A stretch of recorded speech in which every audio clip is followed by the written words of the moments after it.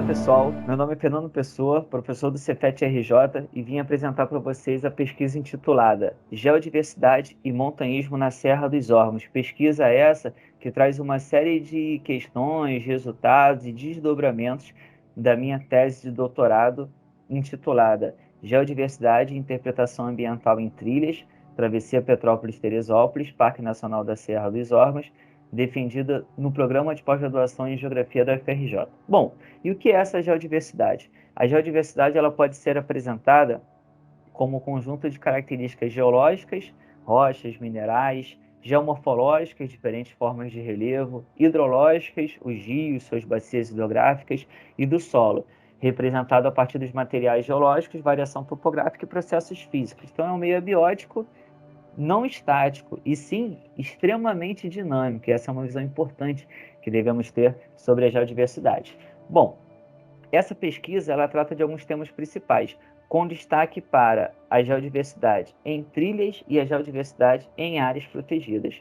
Dentre as diversas categorias de áreas protegidas existentes de acordo com o SNUC, Sistema Nacional de Unidade de Conservação, temos o destaque para os parques nacionais, porque desde o início eles possuem entre seus objetivos a realização de pesquisas científicas, educação e interpretação ambiental, recreação em contato com a natureza e turismo ecológico. Então, no Parnaso, nós temos o destaque. Ele foi criado em 1939, é o terceiro parque nacional mais antigo do país, localizado na região serrana do Rio de Janeiro, possui uma expressiva variação altitudinal, né?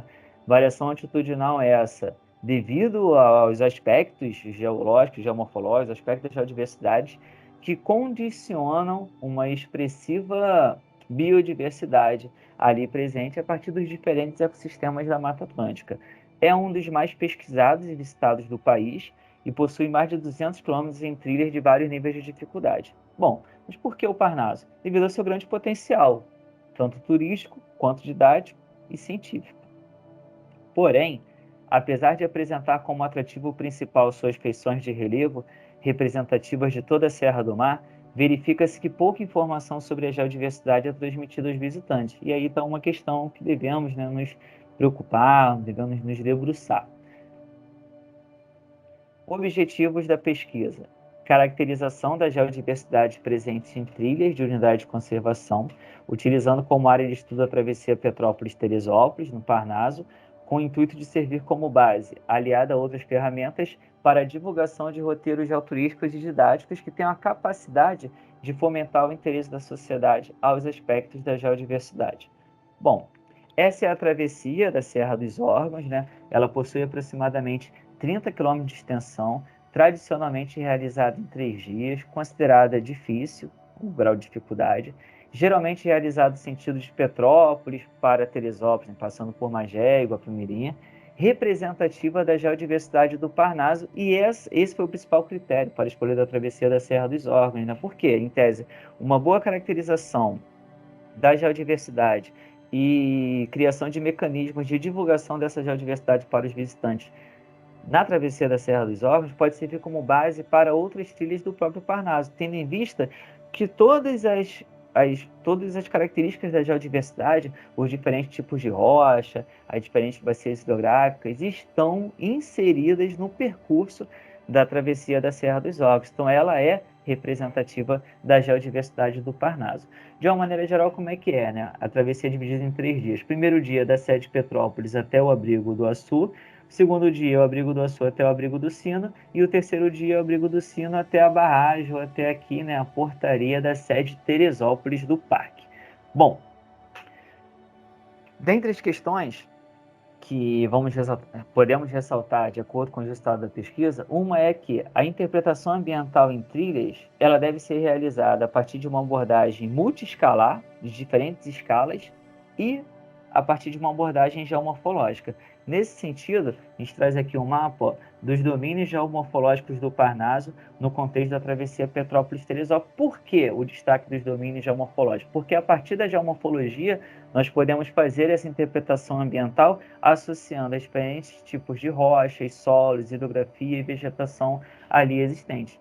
Então, por exemplo, a geomorfologia do Parnaso, presente no percurso da travessia, ela é dividida em dois domínios principais, o domínio da escarpa serrana e do planalto serrano. Na prática, durante a travessia, nós caminhamos sobre o planalto serrano, observando a escarpa serrana.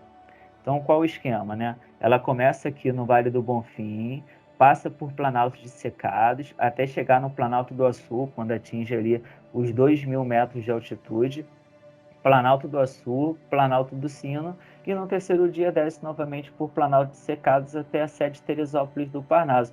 Principalmente aqui na caminhada, nos planaltos do Açu e do Sino, nós conseguimos observar a escarpa serrana, seja a escarpa de falha ou os vales da escarpa de falha. E isso na paisagem fica muito expressivo, assim, até fácil de perceber. Bom, nessa caracterização da geodiversidade, 10 locais de interesse da geodiversidade foram selecionados na travessia para uma devida caracterização e posterior divulgação dos roteiros geoturísticos e didáticos ali possíveis, né? Para quem conhece a travessia, esses 10 locais de interesse são a Pedra do Queijo, ali a Isabeloca, onde tem um temperismo bem significativo, né, processos erosivos, Chapadão, Castelos do Açu, Morro do Marco, Portais de Hércules, Morro da Luva, Terra de Gigantes, Pedra do Sino e algumas, né? Nesse caso escolhemos uma cicatriz de deslizamento ali na descida do terceiro dia da travessia. Bom, esses 10 locais de interesse da geodiversidade, eles foram suficientes para a gente explicar as questões da geodiversidade na travessia associada a outros aspectos, tanto da biodiversidade quanto aspectos históricos e culturais. Bom, dando um destaque, ilustrando um pouco isso, então, por exemplo, dia 1, Portaria Sede Petrópolis, Abrigo do Açu, aproximadamente 8 km de extensão, 1.200 metros de desnível positivo. Dando destaque aqui aos Castelos do Açu, aí um vídeo, né? Os Castelos do Açu, já na altitude aproximada de 2.200 metros, são blocos com cerca de 10 metros de altura, uma litologia marcada pela presença do granito andorinha, rochas formadas acima de 450 milhões de anos, em grande profundidade, né? É um importante. Essas rochas chegaram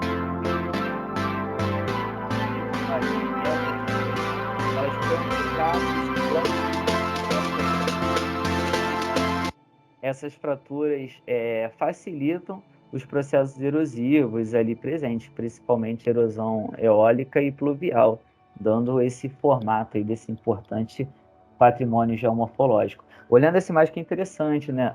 Os Castelos do Açu, eles estão presentes aqui bem no limite municipal entre Magé e Guapimirim, e também ali bem, né, no limite entre o Planalto, a escarpa serrana, com a Baixada da Guanabara lá embaixo, além de ser importante também divisor das regiões hidrográficas que passa aqui nessa região, né?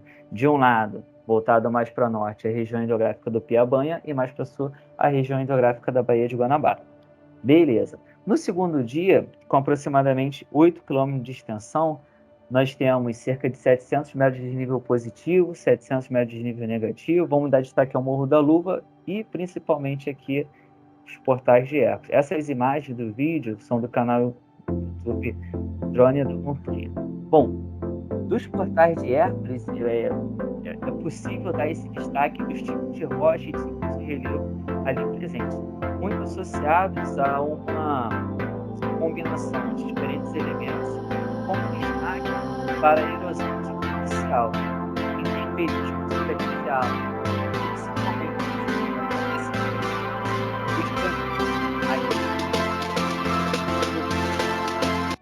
e os guinais presentes na base, menos resistentes aos processos erosivos. Mas tudo isso também é associado a uma questão estrutural, de falhas, fraturas na formação desse relevo. No terceiro dia, Abrigo 4, Pedra do Sino até a barragem, aproximadamente 10 km, 1.100 metros de desnível negativo. Vamos dar um destaque à Pedra do Sino. Pedra do Sino, que é a montanha mais importante, né, da Serra dos Hortos. Ela foi conquistada para chegar ali o botânico escocês George Gardner. pode ser desenvolvida. E o destaque é forte essas diferentes compartimentos do plano, as cartas e a baixada